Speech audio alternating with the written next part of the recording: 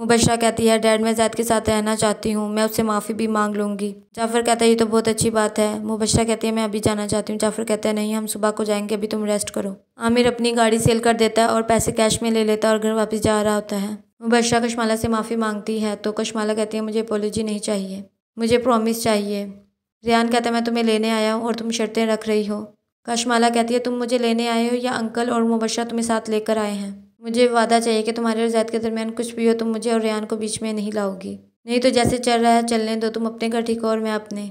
मुबशरा कहती है मैं प्रॉमिस करती हूँ कि आइंदा ऐसा नहीं होगा। जावेद आमिर को कहता है या तो तुम लाहौर चले जाओ या फिर अपनी बहन की शादी मेरे साथ कर दो। वो आमिर के पैसे भी ले लेता है और कहता है अब घर जाओ अपने। आसिफ मुबशरा को कहता है कि जाफर ने तुम्हारी बहुत अच्छी तरबियत की है, तुम इतना बदल रही हो। मुबशरा कहती है काश मैं भी ऐसा कह सकती, लेकिन आपने तो अपने बेटे की बिल्कुल भी तरबियत नहीं की। आसिफ कहता है बेटा आई एम रियली सॉरी, मैं जानता हूँ तुम्हारे साथ बहुत ज्यादती हो रही है। आर्या आसिफ के घर आती है और कहती है आप मेरे घर तक पहुँच के सोचा मैं भी आपके घर तक आ जाऊँ, आप हमें जीने क्यों नहीं देते, मेरा उसके साथ अब कोई ताल्लुक नहीं है।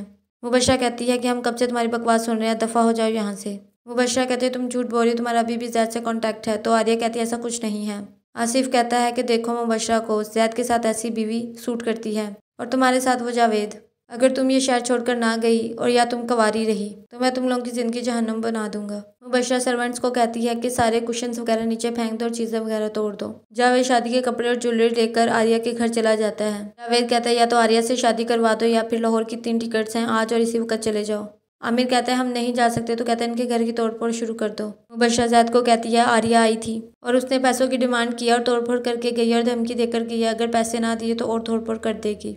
ज़ैद कहता है वो ऐसी नहीं है, मैं उसे जानता हूँ। मुबशरा कहती है वो 2 टके की। ज़ैद कहता है अपनी बकवास बंद रखो। ज़ैद आर्या के घर जाता है तो उसके घर के बाहर लोगों का हजूम लगा होता है। ज़ैद वहाँ पर जावेद को देखता है और आर्या रो रही होती है तो उसे आवाज़ देकर बाहर बुलाता है। आर्या कहती है पूछो इस गुंडे से, इसको तुम्हारे बाप ने भेजा है, ये मुझसे शादी करना चाहता है ज़बरदस्ती, ये हमें बहुत से दिनों से टॉर्चर कर रहा है।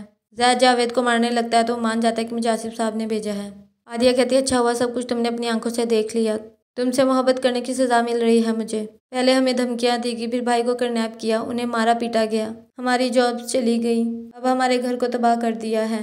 तुम मुझे भूल नहीं सके, इस चीज़ की सज़ा मिल रही है मुझे, यहाँ से चले जाओ और मेरी ज़िंदगी से भी, मेरी ज़िंदगी की बहुत बड़ी गलती हो तुम, जिसकी सज़ा मैं और मेरे घर वाले भुगत रहे हैं। आर्या कहती है भाई कुछ तो बोलें और कहें कि मैंने बुरा किया है आपके साथ, लेकिन आमिर कुछ भी नहीं बोलता। ज़ैद कहता है आप इस लड़की की वजह से और कितना गिरेंगे और क्रिमिनल बन जाएंगे, मैंने सोचा नहीं था। सैफ कहता है उस लड़की की वजह से तुम अपने बाप के सामने खड़े हो गए हो। ज़ैद कहता है आर्या नहीं बल्कि मुबशरा की वजह से, मैं अब आर्या के साथ रहूँगा, अब आपको उसे कोई भी तकलीफ देने से पहले मुझे तकलीफ देनी होगी। आमिर को हार्ट अटैक हो जाता है और आर्या बहुत ज़्यादा रो रही होती है और एम्बुलेंस को बुलाती है।